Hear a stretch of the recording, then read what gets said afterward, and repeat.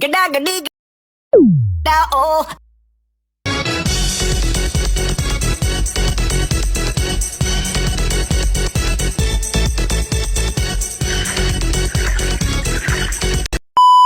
Are you down with it? If you're in the mood, we can take it to the moon. Like a movie scene, table for two. No need to be fair, I want you instead. Selamat pagi, perkenalkan kami dari kelompok 2 ingin mempresentasikan tentang masuknya agama Buddha ke Indonesia.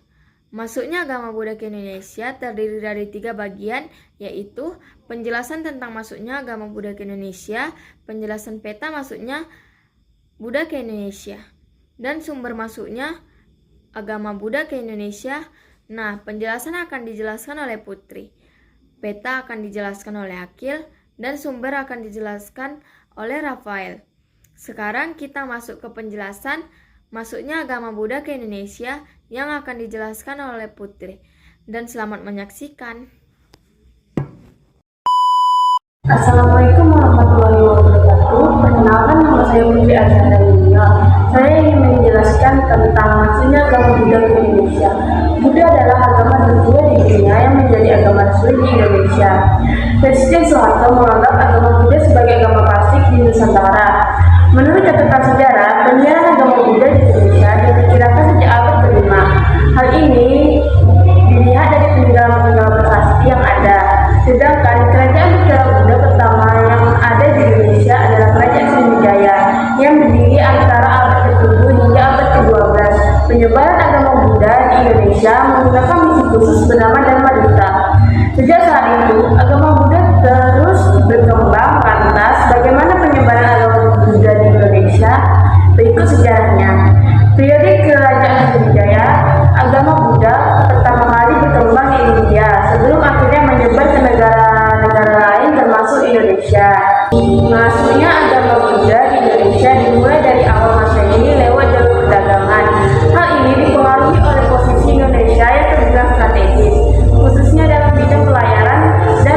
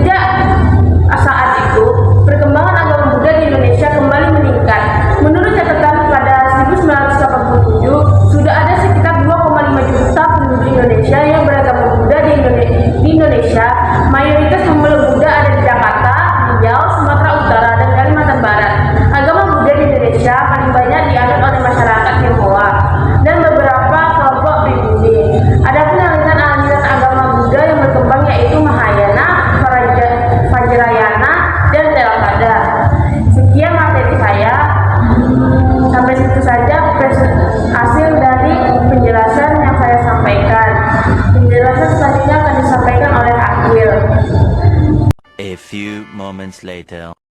Assalamualaikum warahmatullahi wabarakatuh. Saya Akil Jumali akan melanjutkan materi dari kelompok saya dengan masuknya agama Buddha ke Nusantara. Ada dua jalur, yaitu jalur darat warna merah dan jalur laut warna hitam. Dari jalur laut dulu, dari kota Amarawati ke Anuradhapura, lalu ke Sriwijaya, dan arah itu lagi Tamralta ke sini, lalu ke Indrapura, ke Angkor, dan ke Tarumanegara dan selanjutnya. Kalau jalur darat dari Malaysia ke Sri Ketra, ke Budgaya, dan ke Tibet dan ke Cina. Dan ini ke Sriwijaya juga, Tarumanegara, dan ke Kutai. Materi selanjutnya akan dilanjutkan dengan Rafael. Selamat malam, saya akan menjelaskan tentang sumber masuknya agama Buddha ke Indonesia. Nah, salah satu faktor utama penyebaran agama Buddha ke Indonesia Nusantara adalah melalui jalur perdagangan maritim. Letak geografi Indonesia strategis menjadikan pusat perdagangan yang ramai. Para pedagang dari India, Cina, dan negara-negara lain membawa serta agama dan budaya mereka termasuk Buddha. Pengaruh kerajaan-kerajaan Buddha. Kerajaan Buddha seperti Sriwijaya Majapahit memiliki peran penting dalam penyebaran agama ini ke Indonesia. Kerajaan ini menjalin hubungan dengan negara-negara lain termasuk India yang merupakan pusat perkembangan agama Buddha. Sekian dari saya, terima kasih.